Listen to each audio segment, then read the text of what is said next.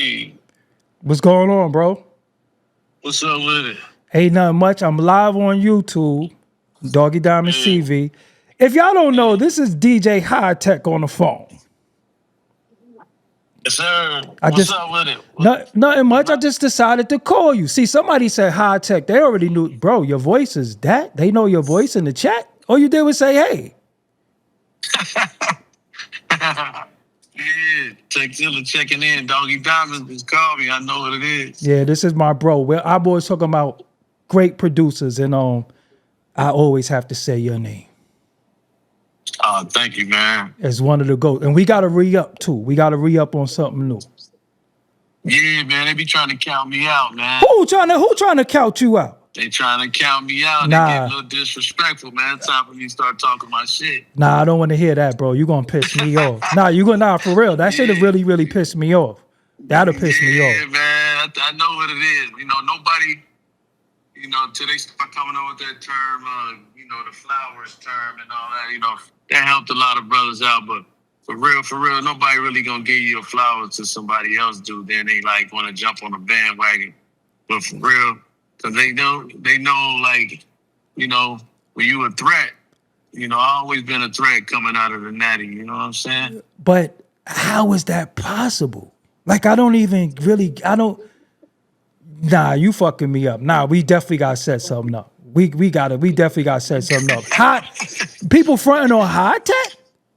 Yeah, they be fronting, man. I ain't never really want to believe it, but I thought, I never been the one to brag. I don't walk around with The with the dude who did posters, doom doom doom doom You see what I'm doom saying? doom doom. The dude who did If I Was Your Best Friend, come on, man. Nah, come on, man. Nah.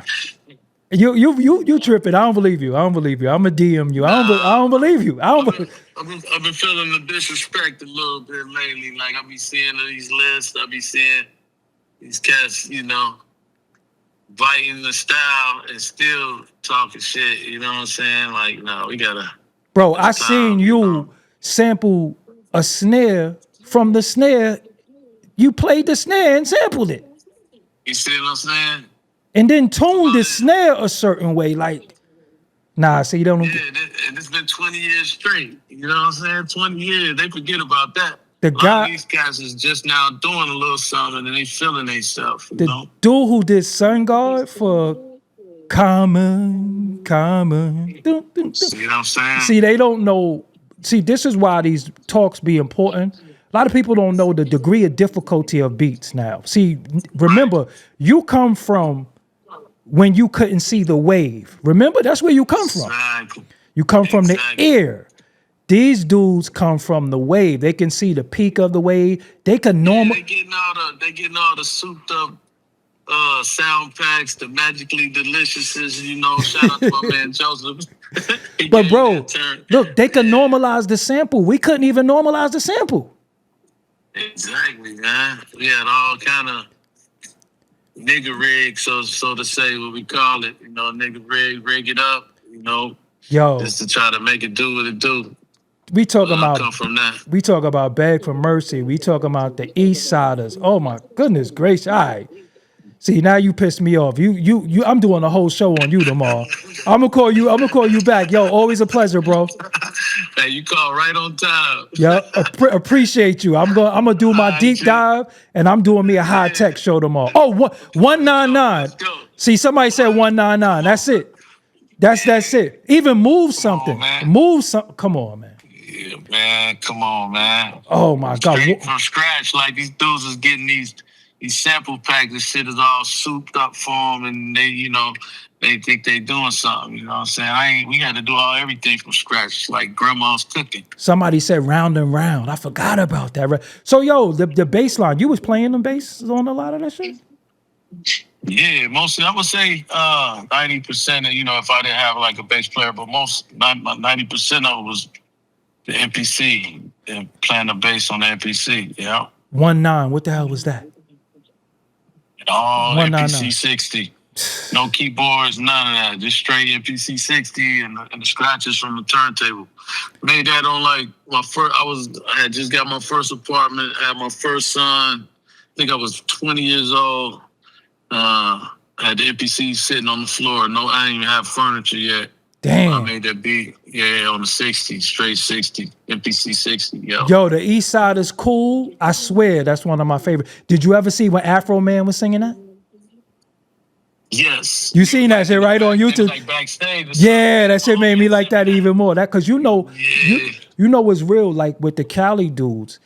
If I'm not, I don't know Afro Man. Nah, he's not from a rival Crip set. He's not, because I think they might be under the gangster car. But he's a Trey. So for him to be with them singing that shit was big. It was big. That was big. Okay, see, I didn't know the politics behind it, but I do know like Afro. I know he down, and he from Ohio. I mean, he got a little spot out in Ohio, and one of the younger cats producers I know, he was on the road with him and got to befriend him and took him on the road. But I forget he was from around my way. And he owned some land and stuff out in Ohio. So yeah, we connected for sure.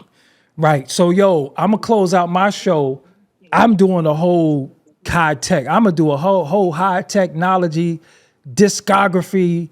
I gotta do that because we need to kind of break it down to a science too, because like I know they be trying to pass out flowers and shit, So I still don't think, I be getting my just due in a lot of ways. Like, as far as like how you said, like we didn't really get the sample packs prepped up, magically delicious and stuff, handed it to us so we can just automatically sound good right off top. We had to learn the EQs. Yeah, we had the EQs, compressors. Yeah. We come from outboard gear. Outboard gear. You know what I'm saying? You play my beats like from scratch, like, it didn't sound as good as, the final take would, everybody else heard, but this nigga did Mood. Look that up. Oh my, I ain't gonna front. I was gonna gank you for them drums. I ain't even gonna lie to you. I ain't gonna lie to you. I was like, nah, one day I was listening to them drums. I'm like, nah, he gonna have to let me hold these. I'm chopping these drums. I'm chopping these drums. Yeah. Dilla took a loop. Like that's how I'm featured on the Fantastic Volume 2 album for real. You know what I mean? Like right. At the end of the day, like he, it's a loop that he took, but it was like mutual. Like Dilla come from that same cloth. Facts. No, I was talking about. You know what I'm saying? Dilla made his own drum kits. Facts. Real deal. You know what I'm saying? That shit was from scratch. Yo, my big homie is Mo B. And I be telling them, yo, you should do a drum pack, bro. If you give them Flavor in Your Eardrums out to somebody, that should be like 1,000 records. Yeah. Cause they're gonna steal them from you anyway, but it ain't the same. You understand what I'm saying?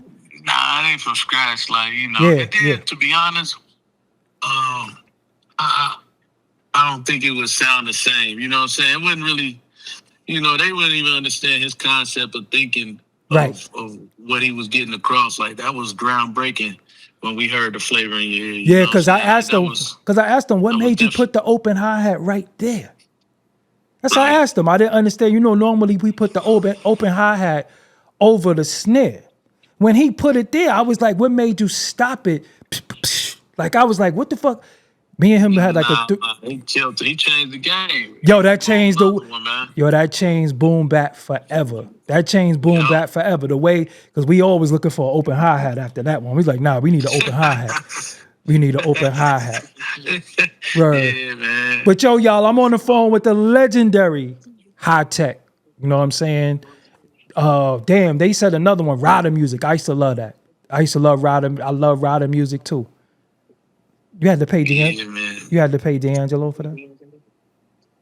Nah, that was my homie. That was my homie Dion. That's not. Oh, that's Dion. I thought. The whole time I thought that was D'Angelo riffs. Yeah, that was my guy from the Natty, Dion. He it's a Stevie Wonder sample, but Dr. Dre had it like re-sung, and then I still kept the Dion parts in there as well. So. Like, it all came together. That's how it really was. To be honest, it really was a Dion song. Wow. Because at the time I was working on his album, so I got like a whole song that he had wrote and recorded to that beat. and then 50 got a hold to it. You know, Drake played it for 50 or whatever, however that happened. Right. But that's how it became a 50 joint. But initially, it was a song for Dion. Right. Okay. All right. Yeah. So I'm gonna close out, bro. I'm gonna call you tomorrow. All right, We're gonna set up. I need you back on that Zoom. I need you back on that Zoom. All right, hit me up, fam. Yep, later on. All right. Listen. How many do y'all realize that I know every producer in the culture? I got all of them on speed dial. You see, I call, they already know it's me. They know I love them. They know I always shout them out. And although I'm joking, being funny with Swizz got records that's forever. So I have to say Swizz is a legend. All jokes aside. He got records that I love. But as far as his degree of difficulty of music,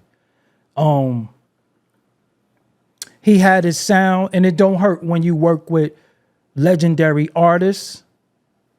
It doesn't hurt that you was a part of selling 10 million records with the artist.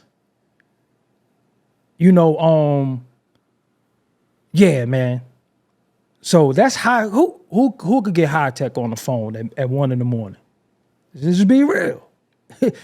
So again, I like talking about hip hop. And I like to be able to call these producers that added on to